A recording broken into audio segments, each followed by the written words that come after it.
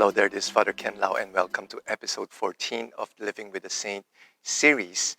And so far, we've discussed saints from Poland, France, Italy, and right now I'm going to discuss a saint from Canada, my beloved country. Maybe you're wondering who's the saint beside me, a statue here. The saint here is Saint Andre Bessette from Montreal, Canada.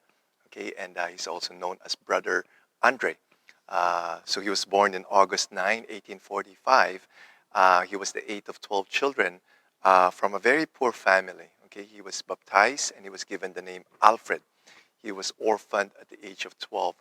Even at a very young age, you could see his devotion to God.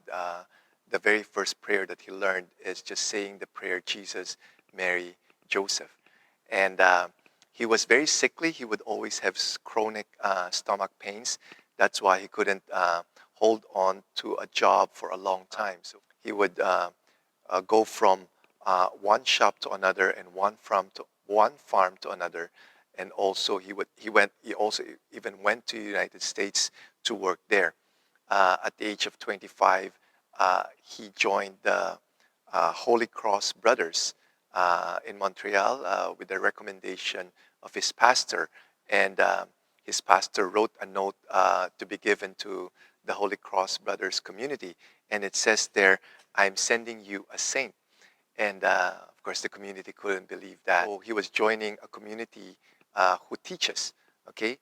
And at the age of 25, he couldn't read and write, okay?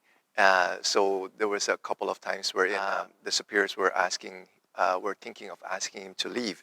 And he later on would joke that at the end of my novitiate, my superiors showed me the door, and I stayed there for 40 years.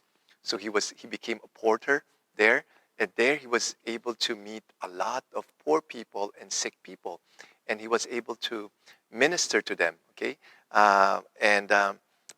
He would always give them a medal of St. Joseph and also ask them to rub whatever is ailing them with the oil of St. Joseph.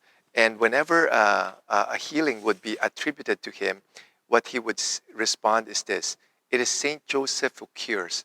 I am only that little dog." Also, he was also known of his great humility. He once said that, "I'm ignorant. If there were anyone more ignorant, the good God would choose him in my place." Okay, so in 1904, he went to his superior, asking his superior if he could build a small chapel in honor of Saint Joseph, and so this chapel became bigger and bigger because more and more people were going to that chapel, and later on would become a shrine. In the building of this basilica, it was stopped because of the depression and because he couldn't get the financial support that he needed in order to build this shrine. So at the age of 90, he asked his brothers to put the statue of Saint Joseph in this unfinished and unroofed basilica. So he wasn't able to see the completion of this basilica that was dedicated in 1955, which is, I think, the world's principal shrine in honor of Saint Joseph. Okay, and so he died on 1937, and it was said that there were like a million people who went to give their last respect to him. In 1982, he was beatified by Pope John Paul II, and in year 2010, he was canonized by Pope Benedict XVI in Rome.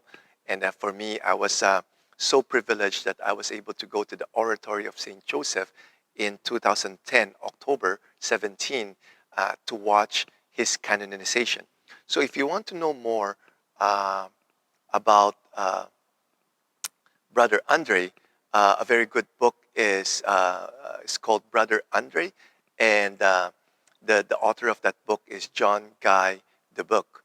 Okay, and So hopefully you'll be able to visit the Oratory of St. Joseph. I would go there, especially I would pray before the tomb of St. Andre. Be a living saint.